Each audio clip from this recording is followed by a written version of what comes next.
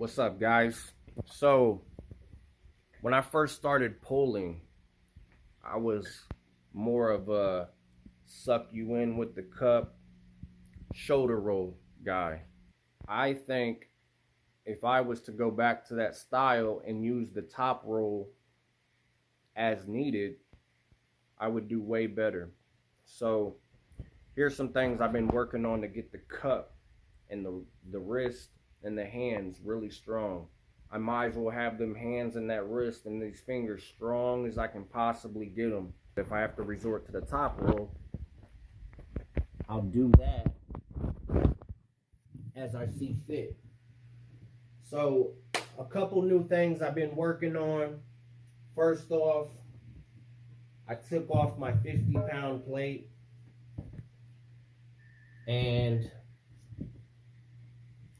been doing finger exercises. So I'll show you that real quick, then we'll move on to something else. I do have right shoulder issues, so I gotta kind of try to protect my shoulder as I do this. I was healing up and only doing band work, but I'm kind of easing back into the heavy stuff. So basically, all I do is pick this up and touch the palm.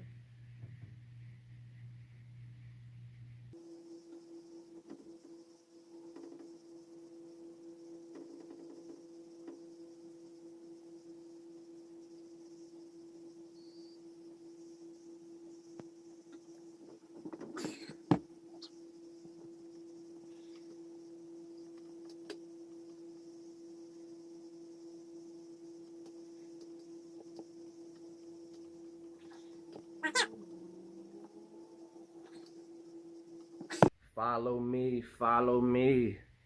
So I take the sand and dig and squeeze, dig and squeeze, dig and squeeze.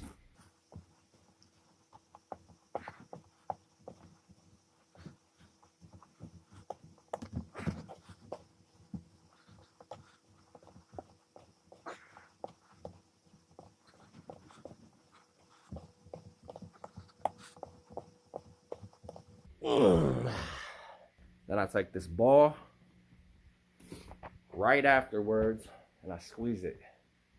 I squeeze it as long as I can. It's already aching just because of the sand and the weights. I'm burning, not aching, burning. Yeah. I'm gonna be calling out that rematch very soon, and I will be ready. Squeeze to the hand is done. I will pull correct this time. Yeah, I know how to pull. I will pull correct this time. And then I head back over here. So when I put my phone on the table and did my wrist curls, it hit the button and cut off. I'll do a few of them just to show you. Like you don't know what a wrist curl is, but I do these things back to back while everything's burning. The wrists, actually I can do a few on the right just because my wrist is blown up. I don't want to hurt myself. So basically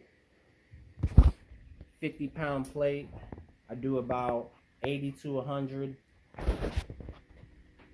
Go over to the sand, I do 50 grabs and I squeeze the sand out of my hand.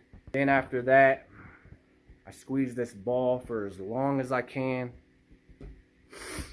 Then I come over here and finish it off with a couple wrist curls.